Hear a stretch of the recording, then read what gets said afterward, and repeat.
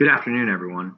My name is Brian Troutman, and I'm going to be going over toxic leaders that create a negative work environment, and they also provoke others to fail.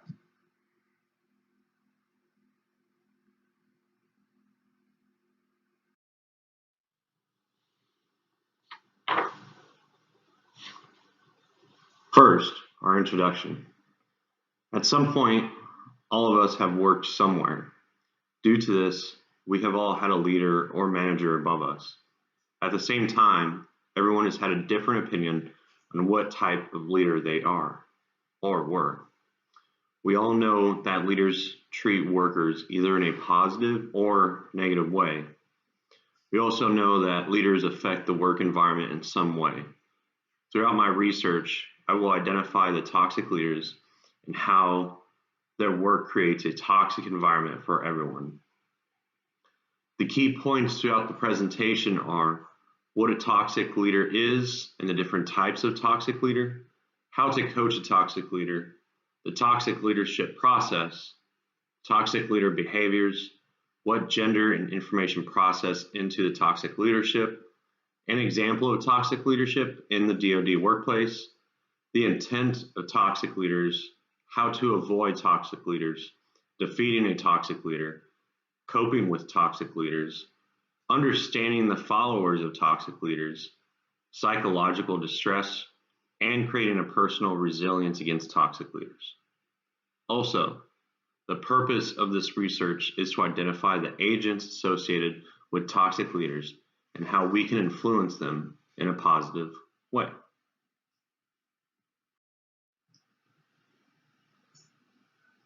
Google identifies a toxic leader as a person who has responsibility over a group of people or an organization and who abuses the leader-follower relationship by leaving the group or organization in a worse condition than when they first found them.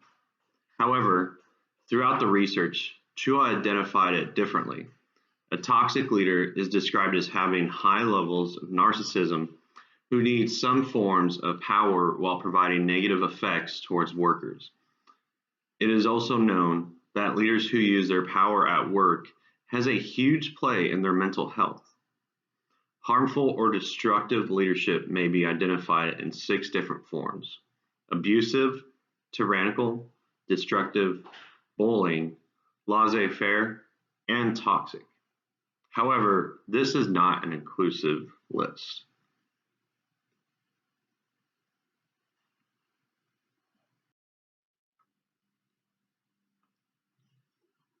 Next, we will go over the different types of toxic leaders. Harmful or destructive leaders are known as abusive, tyrannical, destructive, bullying, and laissez-faire, and toxic. However, there are different categories of leaders too. They are the narcissist, the manic depressive, the passive aggressive, and the emotionally disconnected.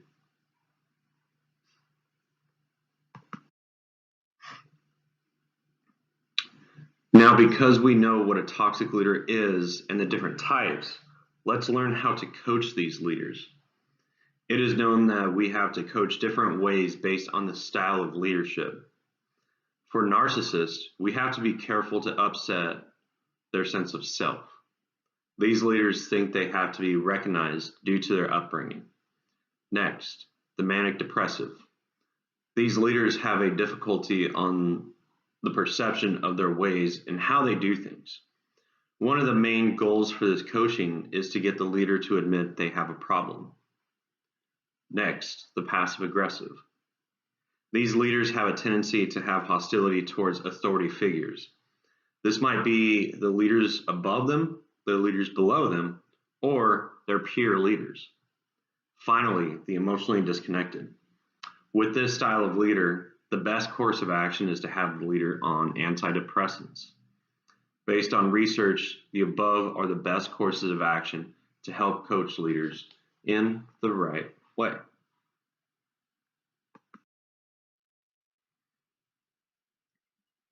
Toxic leaders are not built overnight. There is a process for toxic leaders to thrive in. What this means, in short, is the toxic intent affects the toxic influence, which can either influence the toxic context or follower state and follower response, which flows right back into toxic context. First, the intent. This is likely happening with the leader concealing their ability to maintain control. If this happens, leaders will look towards their influence. This influence is divided into upward influence and downward influence. This is exactly how it sounds. The people all around the toxic leader influence how they act and how they can influence the people around them. Finally, the followers responds. Followers make the decision to create workarounds or rebellion. Workarounds are when the follower decides to follow the rules of the toxic leader, but tends to remain silent about the issue of the toxic environment. On the other hand, proactive rebellion is the opposite. A follower may decide to have a positive effect on the toxic leader. This may be by coaching them or teaching them a new way of leadership.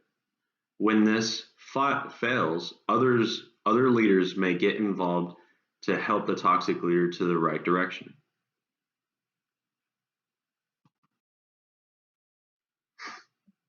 One study identified 75 students conducting a research paper on describe your experience with toxic leaders. Walker took that information and put it into a code theme.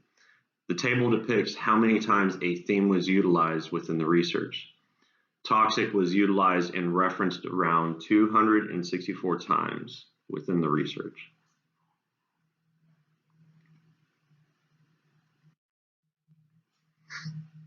Next, we have toxic leaders in the DoD workplace.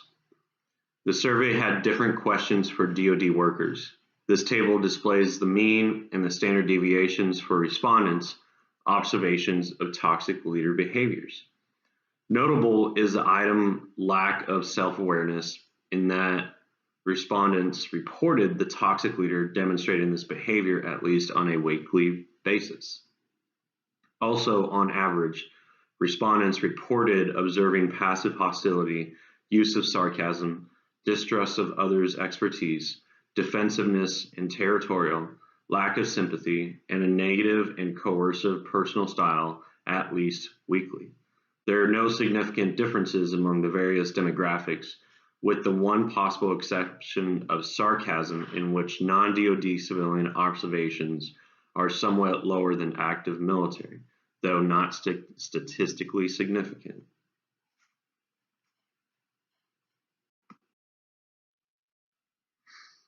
The primary intent of a toxic leader is to conceal their lack of competence and to make sure they remain in control. This is different from what the goal of a destructive leader is. They want to harm or give destructive goals. Abusive leaders abuse their coworkers. The lack of competence happens in two ways, which are micromanagement of followers and drastic shifts in decision making. Leaders that fall under this want to be in all the decision makings and tends to look at issues that are minor. An example is the leader will not focus on the essence of work, but one minor element that would likely slow down productivity.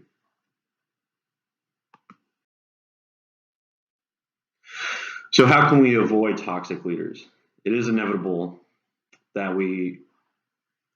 all will work with the toxic leader. It is up to us to determine how we want to avoid them, though. So first, let's look at leader development. This can happen with other leaders giving insight on being a better leader. But the two giveaways to avoid the leader is to have a culture change and minimize interaction with the leader in avoiding them. With culture change, we need to make sure the culture at the work environment allows workers to go against toxic leaders. Next, minimizing interactions is just that. Leaders will give taskings and the workers will only get the information and do what is needed to accomplish the task, attempting to conduct this with minimal interaction. Now we will identify the followers of toxic leaders. Some of the followers are self-interest. Tools that toxic leaders use attract followers, and personal uncertainty. The last follower stays with leader to prevent hostility towards them. These followers only stay due to the group doing the same thing and preventing going against anyone in the group.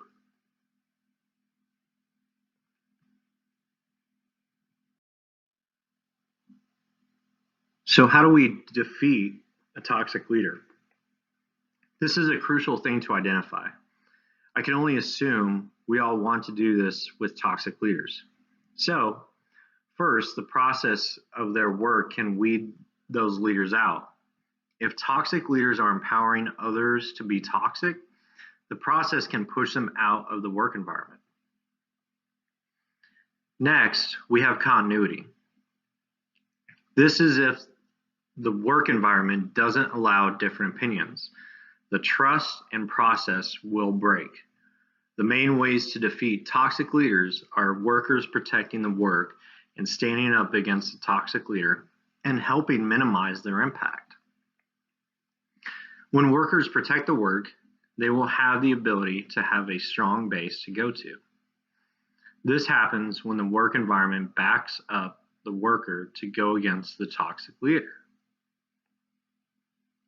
Also, if the worker has the best interest of the job, then they will likely defeat the toxic leader. Next, standing up against a toxic leader. This is when a worker makes this happen proactively.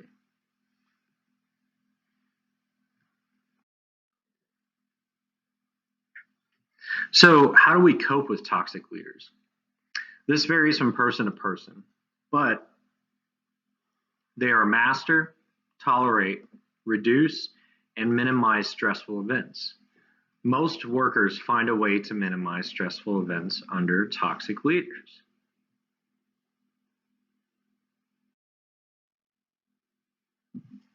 It is known that psychological distress comes with toxic leaders.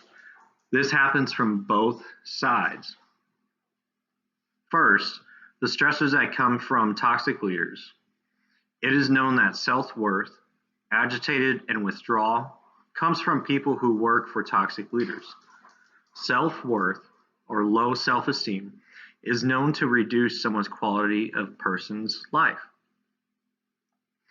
This can be in different terms, such as negative feelings towards themselves. When this happens, it is difficult for employees to show the drive to be at work. This also is prominent when a worker is presenting a product, but is having difficulty focusing or giving the proper information at work. Next, agitated. This kind of falls under the same self-worth. Agitated is when someone is feeling troubled or nervous. When someone is agitated, it is difficult for the worker to focus on the task at hand. However, agitated can have negative impacts at work in a physical or emotional stressor. This might be from being agitated with a leader and the worker just quits on the spot or doesn't feel comfortable around the leader and is unable to have a professional conversation. Finally, we have withdrawal. This is when the worker specifically withdraws themselves from the work. This can start off as the worker not showing care for the work up to quitting their job. Furthermore, toxic leaders can show psychological distress too. The toxic leader may display toxic tendency from distress at home or in their personal life. This goes with their work life too. However, due to stressors, toxic leaders may show the same tendency as their followers. One study went over the stressors in the work environment.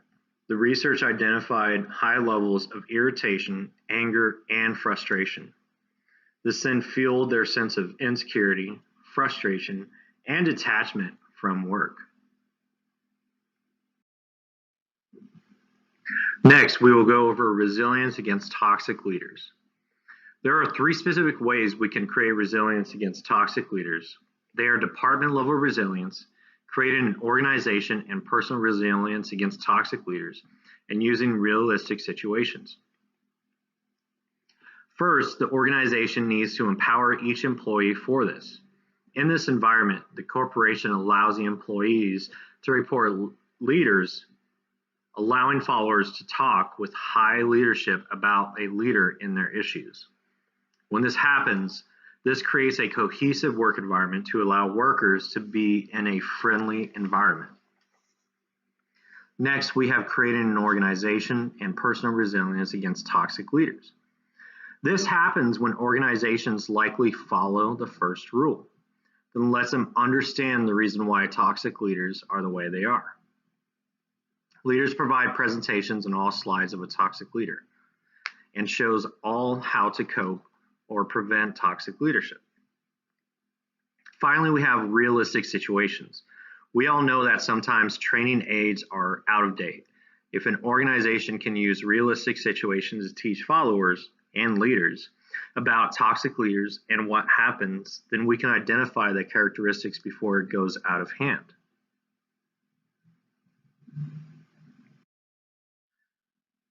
In conclusion, we all know how to finally work with toxic leaders. We have to decide if we want to stay with the toxic leader. We know now what a toxic leader is, to be proactive in a work environment. However, we also know that the leader needs us, the follower, to be part of their plan. We also went over the definition of a toxic leader, what types of leaders there are, how we can coach a toxic leader, the leadership process, their behaviors, what gender and information process in the toxic leader, an example of toxic leadership in the DoD workplace, the intents of toxic leader, how to avoid these leaders, defeating a toxic leader, coping with toxic leaders, understanding the followers, psychological distress in the environment, and created a personal resilience against toxic leaders. Our overall evaluation of this research is that toxic leaders do create a toxic environment for all. We have identified ways to mitigate this from happening and how a toxic leader can change based on the work environment. Some insights for the next step is we have to engage a toxic leader. If the toxic leader is left alone and allowed to blossom a work environment into an extreme toxic environment, the followers will likely stay with the leader and prevent any outside influence. Finally, we have our references for the overall presentation. Once again, my name is Brian Troutman, and thank you very much.